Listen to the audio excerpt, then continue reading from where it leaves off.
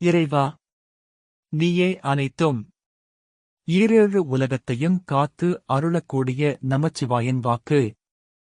இப்பிறவியிலேயே செய்த தவறுகளுக்கு தண்டனையை இப்பிறவியிலேயே அனுபவிக்க வேண்டும் என்று விதி.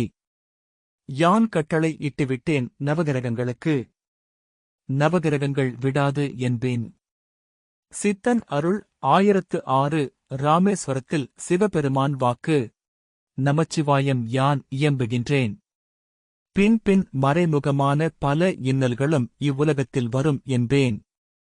மனிதரிடையே புத்தி நிரந்தரமாக நின்றுவிட்டது. அதனால் ஒரு சோதனை கொடுக்கலாம் என்றேன்.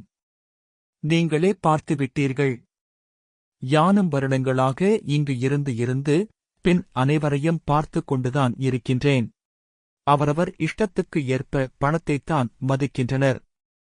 ஆனாலும் நேரடியாக யான் வந்து நின்றாலும் அவன்தான் என்னையும் கண்டுகொள்வதே இல்லை.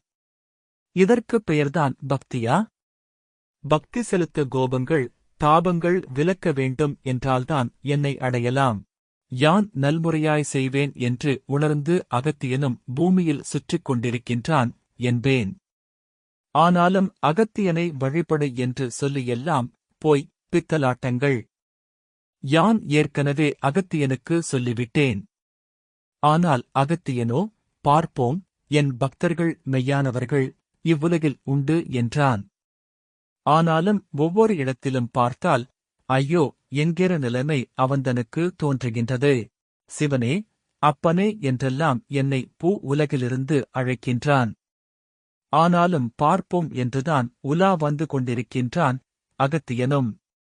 ஆனாலும் எவை என்றும் எதனை என்றும் மனிதனே தன் இனத்தை கீழ்ப்படுத்துவான் என்பேன். மனிதனின் புத்திகள் மாறும் இனிமேலும். ஆனாலும் ஒழுங்காக செயல்படமாட்டான். மனிதரும் இவை எவை என்று தெரியாமல் வாழ்வார்கள். இதனைக் கண்டு யான் எத்தனை நாட்கள் பொறுத்திருப்பது?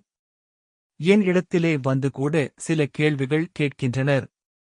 ஆனாலும் ஒருவர் கூட என்னை வேண்டும் என்று கேட்பதில்லை.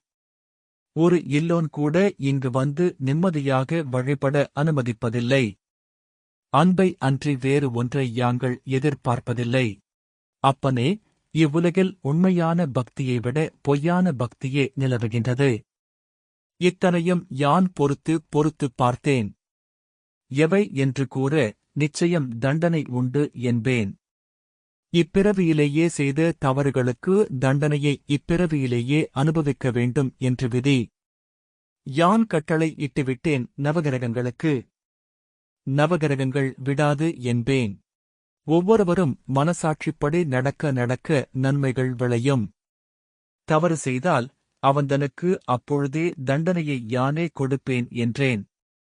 பல கோடி ஞானியர்களும் தெரிந்து கொண்டுதான் இருக்கின்றனர் இங்கே. இங்கு நிச்சயமாய் சித்தர்கள் ஆட்சி வரும்.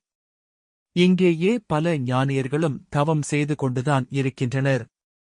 இதனையும் ராமேஸ்வரம் பிடித்தமான ஸ்தலம் என்பதால் யானேதான் அமைத்துக் கொண்டேன்.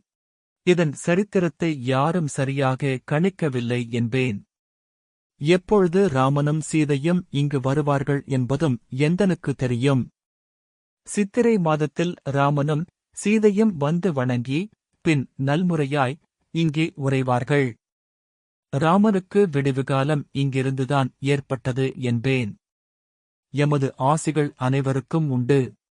ஓம் அன்னை ஸ்ரீ லோபாமுத்ரா உடனுரை தந்தை அகத்திய மாமுனிவர் திருவடிகளில் சமர்ப்பணம். சர்வம் சிவார்ப்பணம்.